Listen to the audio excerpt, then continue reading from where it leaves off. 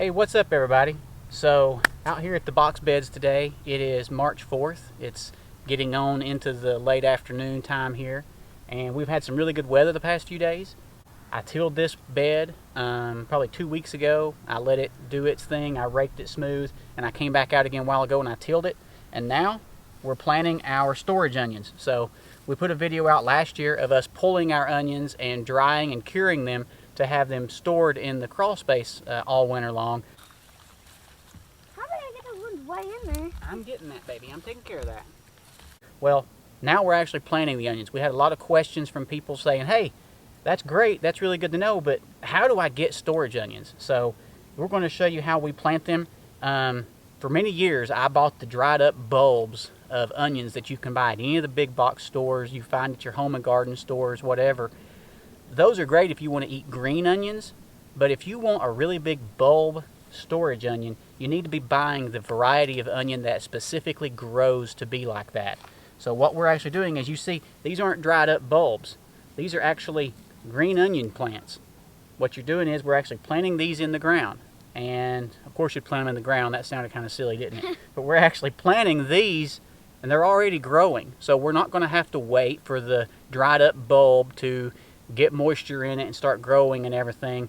These are going to grow up really tall. Last year some of my onion plants were nearly 3 feet tall. And then the taller and greener and thicker that the top of the onion is, the onion pulls the energy out of that green portion down into the bulb, and it grows into the bulb onion that you then pull in the summertime. Normally what I do when I plant my onions, every other year except this year, I plant them in straight rows with a trough in the middle. And what happens is I can usually only get 3 or maybe 4 rows of onions in this, I forget what this bed is. I can't remember if it's 4 feet by 12 maybe. I can't remember exactly. But normally all I can get are about 4 long rows in here, because what happens is I would make a hill that went the full length, and that hill would have to have about 6 inches of surface on top of it. And then you'd make the valley in between the hills. And the reason you do that was I would always add my fertilizer and my water throughout the spring and early summer in those valleys, but I ended up with half of the box bed was unused. So when I got to looking into it, what I need to do is I need to actually space these onions about 5 to 6 inches apart. So what I'm doing is I'm just doing a checkerboard style alternating grid pattern. So I'm going to go through, push these in, and then I'll just move on down the row. So I had already started some of these. When you plant these onions, you're taking the white, the bulb part here with the roots already in it. You're just barely pushing it into the soil. I mean, I may be a half an inch into the dirt there. After I get all these set, I've got 2 different styles. I've got the candy onions and I've got a bundle of copra onions. I always buy my onions from Dixondale Farms down in Texas. They always provide high quality onions. They turn out fantastic, and you can see what you get. I mean, this was one bundle of onions. There's probably 70 sets in here. The candy onions were probably about 70 to 80 sets in that as well. But I'm going to stagger my way in a checkerboard style pattern all the way across, and I'm going to see how many onions I can get in this one bed this year if I'm not doing the hills and valley style or type of planting. You got anything you want to add to that? No. No? You want to help me with this? Yeah. All right, let's get started here. I'm going to move this back about however far I need it to be. Yeah. Try to line it up, and then you're going to poke one in here, and we're going to put them everywhere that there's a nail, basically. Yep. So you can start. We're going to work on, let me move it right here a little bit more. Put them on this side if you can, okay? Right here? Right up against the board. They got to be right up against the board, because I'm trying to keep them spaced the right amount, okay? There's your bundle, because we're going to work on down through here. Okay. Putting them in, okay? That's pretty easy. Yep.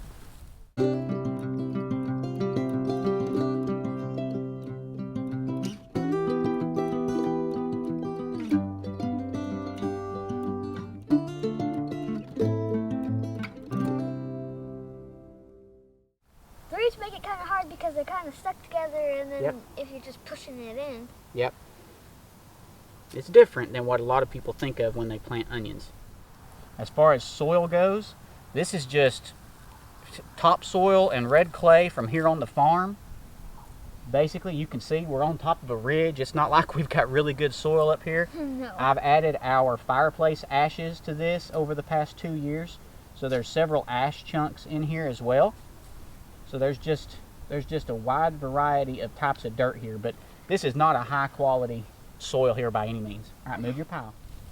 Some of these may not fully develop into great big onions, and what you can do is you can go through earlier in the season, in the early summer, late spring, and you can actually pull these as green onions if you see some that just aren't producing the way that you want.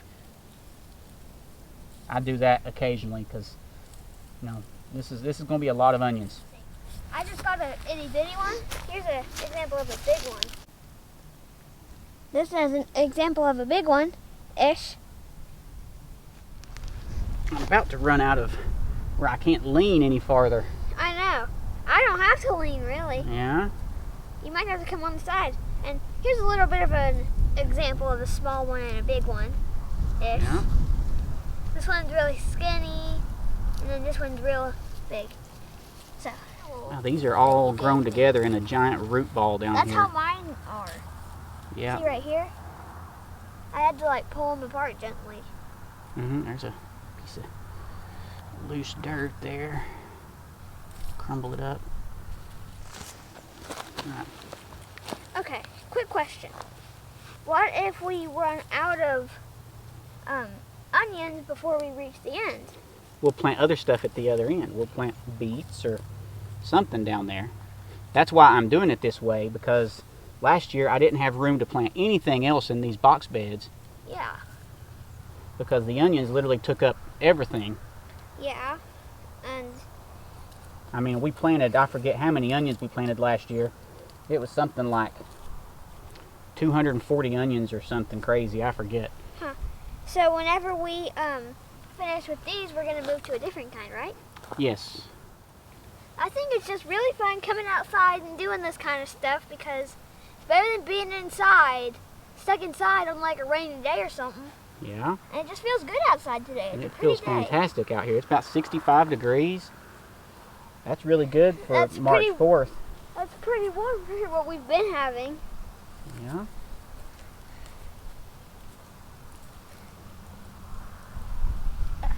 I only have 2 more, Dad.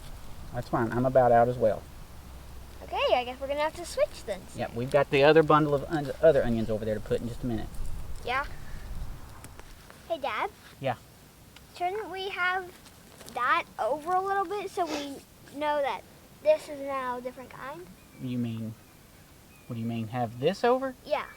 I can do that. That's Because fine. then it looks like we have another row of that. And I've spaced them out just a little bit more here. So, Yeah. all right, so we're switching kinds now, right? Yeah, what So kind now, is this? this is called copra. This is more of a storage onion. I think this is more of a pink onion, whereas the candies are more of a yellow onion, and they're Yeah, ultra I really super like sweet. And they don't store more than just a few months, just maybe 3 or 4 months before the high sugar content causes them to start to rot. These copras have a lot, that means they're also more bitter, but these copras have a lower sugar content, which will allow them to store longer. All right, so we're going to have to come this way a little bit because these are the 2 posts that we use to put the row coverings on them. So when we get done here, I'll put the pipe over this and we'll put the row coverings on it because these are freeze sensitive to some extent. We might not get another freeze, but We will get a freeze. we will. Yes. We always get a freeze. We got a freeze here last year up into May, but it Huh. didn't kill the onions because I had them covered. Yeah. All right, well, as you can see, we've got our onions in here. So, like I said, this is the first time I've done it this way. I've always done it the other way, but in order to have planted this many onions, I would have had to use this entire box bed and half of this bed back here behind me. Now, granted, We still have some left over here. yeah, there's still some of this bed left, but I mean, you got to understand. I mean, we're on our farm here, and it's not that land is an issue because we put out a 2-acre summer garden every year. I have these box beds right here at my house specifically for the onions, and I'll grow some potatoes up here usually, and I always have, in early season anyway, I'll have lettuce and kale and things like that here that I can just come out and we can pick some lettuce, go in and just have a salad. So if I can consolidate my onions into a smaller area but still give them the same kind of spacing that they need to grow into the bulbs, then I still leave the rest of this to have, you know, those other things I'm talking about. You know, I can maybe add some more cabbage to my garden this year because I don't have onions in all of my box beds now. So, you know, it's me trying to consolidate, you know, make the most of the box beds that I have so that I'm not having to go till and get our big gardens, which are all red clay, and I'm not having to go till and get those ready this early because they're not nowhere near being ready to start planting anything. Yeah, and the funny thing is, Mom will be like, "Huh, I'm missing this ingredient. Taryn, go outside to the box beds and get this for me." Yeah. Like if she needs basil, she just says, "Kids, go get me some basil." Hands me a little bag. Yeah. Go get me about a handful of basil. Okay. That's it for the onions for now. Mm-hmm. You know, we'll try to do some progress videos of the onions as the year goes on. What I'm going to do now is I've got some PEX water piping, and I'm going to bend them over these pieces of rebar. No, not those. That's something different. That's a different thing. So I'm going to try to bend those PEX over here, and I've got this row covering here that will pull over this, and it will just help shelter and protect this. The ground already had some moisture in it from rain that we had 2 or 3 days ago. I may hit it. We'll see. I need to check the weather and see what it's going to be tonight. I may leave it uncovered tonight if it's not going to get too terribly cold. I don't know. I'll decide later. But anyway, that's it for the onion planting video.